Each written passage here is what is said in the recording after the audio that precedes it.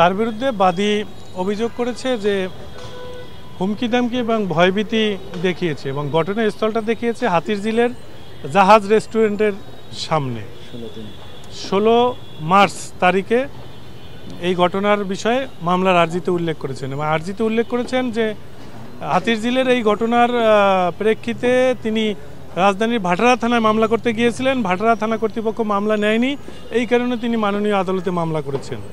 আমরা মাননীয় আদালতকে জামিন শুনানিতে বলেছি যে এই ঘটনার যে বাস্তব অবস্থা সেটা বাদীর যে আর্জি সে আর্জিতেই গরমিল রয়েছে।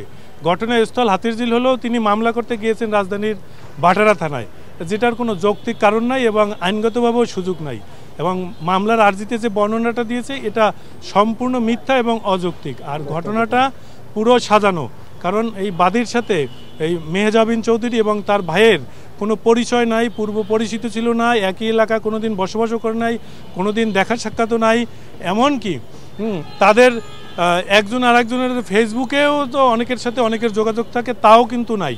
এখন আমাদের বক্তব্য হয়েছে যে মেহজাবিন চৌধুরী যেহেতু একজন প্রতিষ্ঠিত অভিনেত্রী, তার যে প্রতিপক্ষ থাকতে পারে, অভিনয় জগতে তার প্রতিপক্ষ থাকতে পারে, এই প্রতিপক্ষদের দ্বারা প্রভাবিত হয়ে এই বাদী অবৈধভাবে লাভবান হয়েছে এবং এই ঘটনা সাজিয়ে একটা মামলা করেছে, যে মামলার কোনো অস্তিত্ব নাই, এটি অস্তিত্ববিহীন একটি মামলা। কি কারণে আমরা অস্তিত্ববিহীন মামলা বলতেছি? এই মামলাটায় বাদীর যে ঠিকানা ব্যবহার করা হয়েছে সে ঠিকানায় আসলে বাদী থাকেন না এবং এই আসামিদের বিরুদ্ধেও যে ঠিকানা ব্যবহার করা হয়েছে সে ঠিকানা আসামিদের না, অন্য একটা ঠিকানায় ব্যবহার করে তাদের বিরুদ্ধে মামলা দায়ের করেছে এবং পদ্ধতিগতভাবে প্রথমে সমন জারি হয়েছে।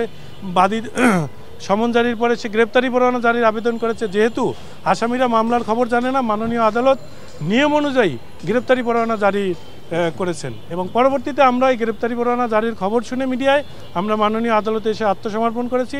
মাননীয় আদালতকে বলেছি যে মামলার ঘটনা সম্পূর্ণ ভিত্তিহীন, আমরা যে কোনো শর্তে জামিন চাচ্ছি, আমাদের স্বেচ্ছা আসছি, আমাদের জামিন দেন। মাননীয় আদালত আমাদের বক্তব্য শুনেছেন এবং মেহজাবিন এবং তার ভাইকে জামিন দিয়েছেন এবং আগামী ধার্য তারিখ তাদের জবাব দাখিলের জন্য আছে। আমরা এই মামলার যথাযথ যুক্তি এবং আইনগত যুক্তি উপস্থাপন করে আমরা মাননীয় আদালতে জবাব দাখিল করব বলে মাননীয় আদালতে শুনানিতে আমরা এই কথা বলেছি।